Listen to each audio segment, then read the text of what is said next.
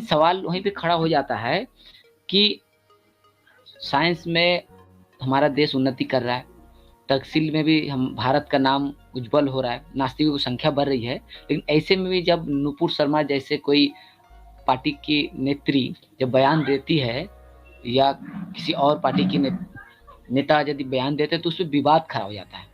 तो विवाद में देखा जाता है जहां धर्म के ठेकेदार मैदान में उतर जाते हैं तो वहीं कुछ राजनीतिक पार्टियां भी अपनी तरह से धार्मिक राजनीति करने लगते हैं। हमारा देश सेकुलर है, धर्मनिरपेक्ष है, लेकिन देखा जाता है कि हमारे देश के जो मंत्रीगण है, जो संविधान के शपथ लेकर मंत्री बने हुए हैं, आपसे एक सवाल करूंगा, क्या प्रधानमंत्री हो, राष्ट्रपति हो या कोई मुख्यमंत्री हो या कोई और मंत्री हो, खुलेआम किसी मंदिर में जाके पूजा कर सकते हैं कि नहीं, चर्च में जाके प्रेयर्स कर सकते कि नहीं, या किसी मंदिर का उद्घाटन कर सकते हैं कि नहीं? ये आप थोड़ा लॉजिकली बता सकते हैं? देखिए, हम ये एक चीज ये याद रखनी चाहिए कि जो भी व्यक्ति है, वो चाहे जिस मर्जी पोस्ट के ऊपर बैठा हो, कहीं भी बैठा हो, उसकी अपनी एक स्वतंत्र सोच भी होती है, ऐसा बात नहीं है। तो अपनी जो उसकी सोच है उसके अनुरूप वो व्यवहार करेगा। वो ये सब मतलब ऐसा नहीं है कि हम उसको रोक नहीं सकते, ना कोई रोक सकता है। जब हम सब सब नागरिकों को एक जैसे अधिकार हैं। वो एक आदमी, चाहे प्रधानमंत्री है, चाहे नीचे का छोटा वो मजदूर है, सबको एक वोट का अधिकार है। तो इसी तरीके से दोनों को अपना जो भी उसके जिसकी में वास्ता रखता है, जिसमें विश्वास करता है, जो वो चाहता है वो कर सकता है। तो ये संविधान अधिकार देता है हमको। तो ऐसा नहीं है, वो मतलब हम किसी को रोक नहीं सकते उस चीज के लिए। और ये अधिकार ही तो खूबसूरती है कि सब लोग अब अपनी चीजों को माने। समस्या तब पैदा होती है कि जब एक दूसरे के रास्ते में रुकावट पैदा करते हैं। हमें मतलब एक आप अपने अगर हम पूजा पद्धति को अपने उसको मानते हैं तो इतनी बड़ी दिक्कत नहीं। और ऐसी बात भी नहीं है। समस्या तब आती है जब हम दूसरे के लिए रुकावट पैदा करें। तो हमें रुकावट जो ये चीजें हैं ये तभी हो सकती हैं जब लोगों के अंदर वही, जैसे मैंने पहले कहा कि जब हम वैज्ञानिक चेतना से लैस होंगे, मानवतावादी दृष्टिकोण अपनाएंगे, तो हम दूसरे की भावनाओं को भी समझेंगे और एक दूसरे की भावनाओं की कदर करेंगे। ऐसे यूनिवर्सल चीजें नहीं हो सकती धरती के ऊपर, कभी भी एक जैसी नहीं हो सकती। आज भारत इतनी भाषाएं हैं, इतने क्षेत्र हैं, इतने इलाके हैं, सबकी अपनी कल्चर है, सबकी अपने तौर तरीके हैं, सबके अलग अलग मौसम हैं, सबके अलग अलग खान पान हैं। तो हम एक दूसरे को मतलब ऐसा नहीं कर सकते कि तुम ऐसा करिए तुम ऐसा करिए।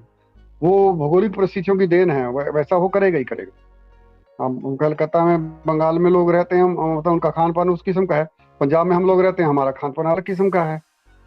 तो वो यूनिवर्सल थोड़ी उसको बना सकते हैं। तो भारत के मतलब गणराज्य में सब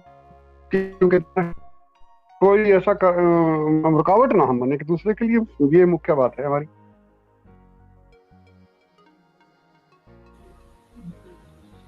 हाँ तर्कशील जी, मेरा सवाल था कि हर एक व्यक्ति संविधान के मुताबिक धर्माचरण कर सकता है, अपने धर्म का पालन कर सकता है। वो नास्तिक बन सकता है, तार्किक बन सकता है, या कुछ भी विश्वास कर सकता है। लेकिन जब एक व्यक्ति चुनाव के माध्यम से जीतकर जब सरकार में आती है, प्रधानमंत्री बनते हैं या मुख्यमंत्री बनते हैं या कोई और मंत्री बनते हैं संविधान का शपथ लेकर, तो ऐसे में उसके लिए खुलेआम धर्माचरण करना कितना तर्कपूर्ण है?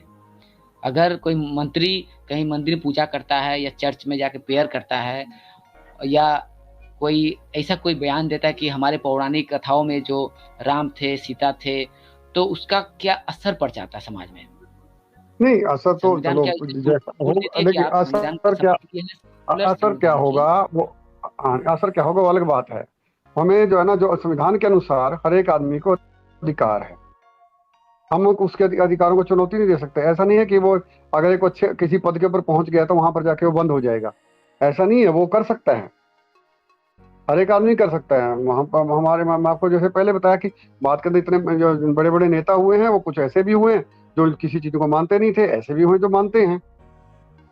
तो हमें मतलब उससे कोई ये इतना बड़ा इशू नहीं है। इशू है वही सबसे बड़ा कि हम दूसरे के रास्ते में रुकावट ना बने।